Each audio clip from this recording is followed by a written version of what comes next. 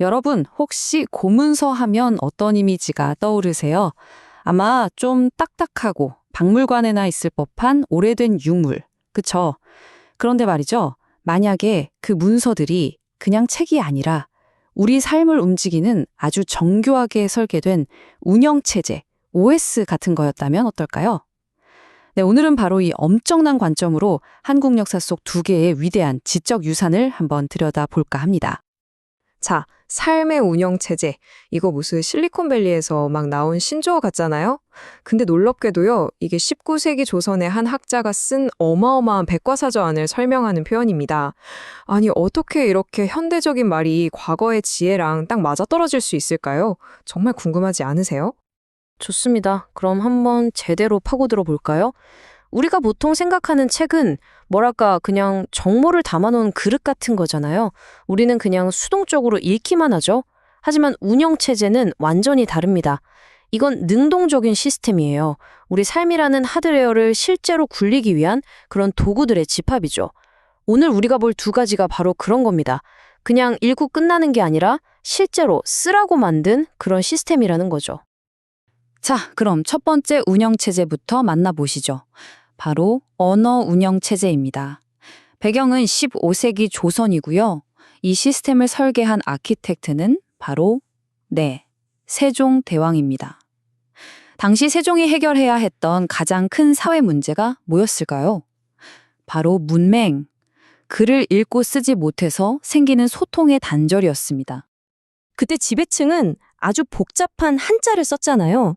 그러다 보니까 대다수의 백성들은 글을 몰랐고 하고 싶은 말이 있어도 제대로 표현할 수가 없었던 거예요. 세종대왕이 바로 이 점을 너무나 안타깝게 여겼던 겁니다. 기존의 시스템, 그러니까 이 한자라는 건 보통 사람들이 쓰기에는 이건 너무나도 높은 벽이었던 거죠. 그래서 세종은 결심합니다. 아예 새로운 시스템을 만들자. 그렇게 탄생한 게 바로 훈민정음, 우리가 지금 쓰는 한글입니다. 이게 그냥 새로운 글자를 몇 개 만든 수준이 아니에요. 이건 철저하게 사용자 중심, 그러니까 백성들을 중심으로 설계된 그야말로 혁명적인 디자인이었습니다. 누구나, 정말 누구나 쉽게 배우고 쓸 수 있게 만들겠다는 그 목표 하나로요.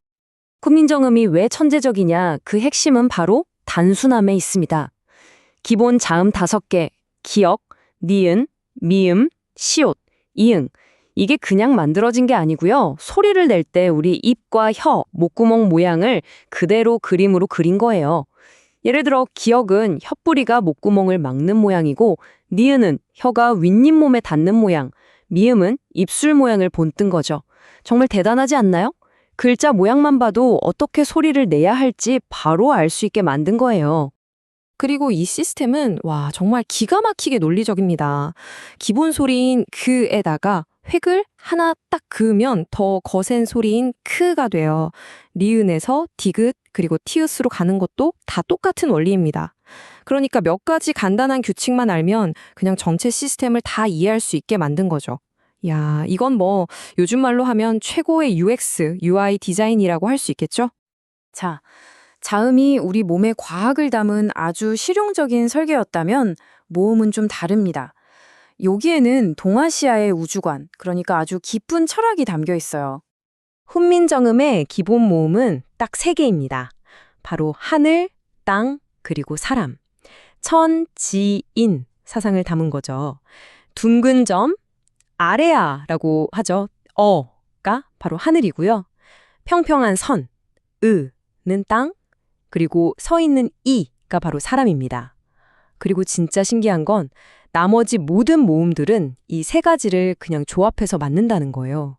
세상에서 가장 단순한 3가지 원리로 우주의 모든 소리를 표현하려고 한 거죠. 정말 스케일이 다르죠? 자, 이제 시간을 훌쩍 뛰어넘어 보겠습니다. 400년 뒤로 가서 두 번째 운영체제, 바로 삶의 운영체제를 만나볼 시간입니다. 때는 19세기 조선, 여기에 또 한 명의 천재 설계자가 등장하는데요. 바로 서효구입니다. 그 역시 당대에 아주 심각한 사회 문제와 마주하고 있었습니다.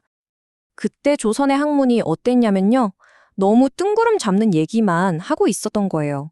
너무 추상적이고 관념적으로 변해버린 거죠.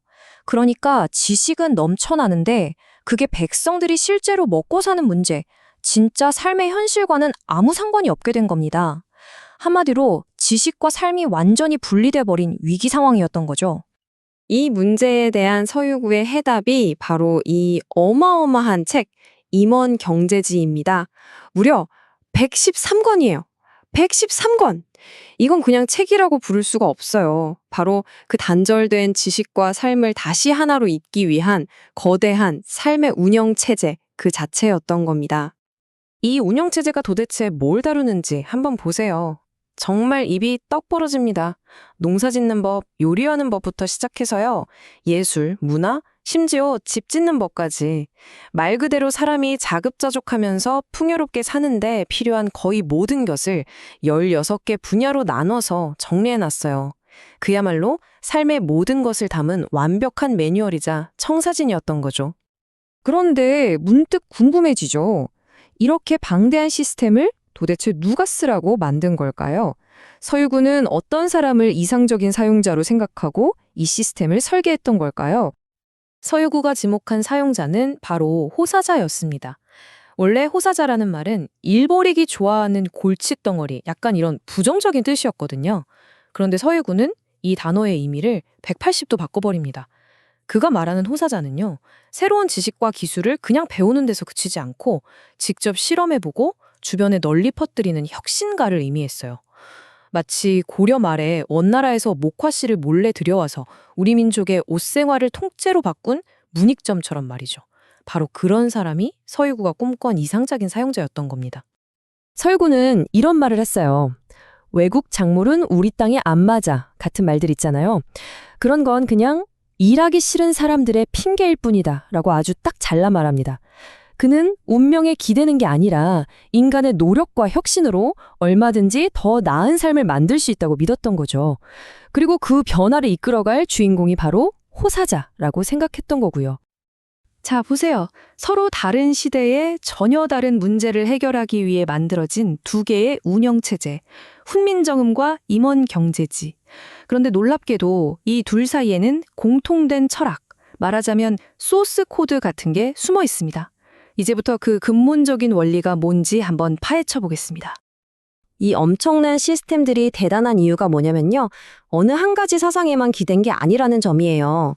백성을 널리 이롭게 해야 한다는 유교의 정신, 또 자연과 조화를 이뤄야 한다는 도교의 원리, 그리고 어떤 경지에 이르는 몰입 상태를 설명하는 불교의 개념까지. 이 세 가지가 정말 절묘하게 하나로 합쳐져 있었던 거죠. 특히 여기서 삼매라는 개념이 정말 중요합니다. 이게 원래는 불교에서 깊은 명상 상태를 말하는 용어거든요. 그런데 서유구는 이 개념을 기술의 세계로 끌고 들어왔어요. 농사를 짓든 요리를 하든 예술을 하든 그 일에 완전히 빠져들어서 나와 기술이 하나가 되는 그런 경지, 바로 그 상태를 삼매라고 본 겁니다. 그러니까 일이 그냥 일이 아니라 정신을 닦는 수양이자 하나의 예술이 될 수 있다는 거죠. 정말 멋진 생각 아닌가요? 결국 핵심은 균형이었습니다. 그냥 입에 풀칠하는 문제, 어려운 말로 구복지향이라고 하죠. 이걸 해결하는 데서 그치는 게 아니에요.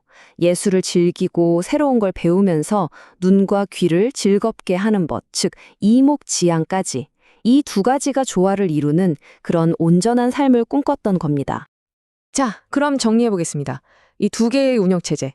세종의 OS는 언어라는 툴을 이용해서 문맹이라는 버그를 잡고 소통과 표현이라는 새로운 기능을 열어준 거죠. 그리고 서유구의 OS는 실용지식이라는 툴로 단절된 삶이라는 문제를 해결하고 자급자족과 삶의 충만함이라는 길을 열어준 겁니다. 보세요. 사용한 툴과 해결하려던 문제는 달랐지만 결국 인간을 더 나은 삶으로 이끈다는 최종 목표는 정확히 똑같았다는 겁니다. 요즘 시대를 한번 생각해 볼까요? 인공지능 AI가 등장하고 정보는 너무 많아서 오히려 정신없이 흩어져 버리잖아요. 이런 시대에 수백 년 전에 오로지 사람을 중심에 놓고 설계되었던 이 오래된 운영체제들이 어쩌면 우리 미래에 필요한 새로운 청사진을 보여주고 있는 건 아닐까요? 한 번쯤 깊이 생각해 볼 만한 질문인 것 같습니다.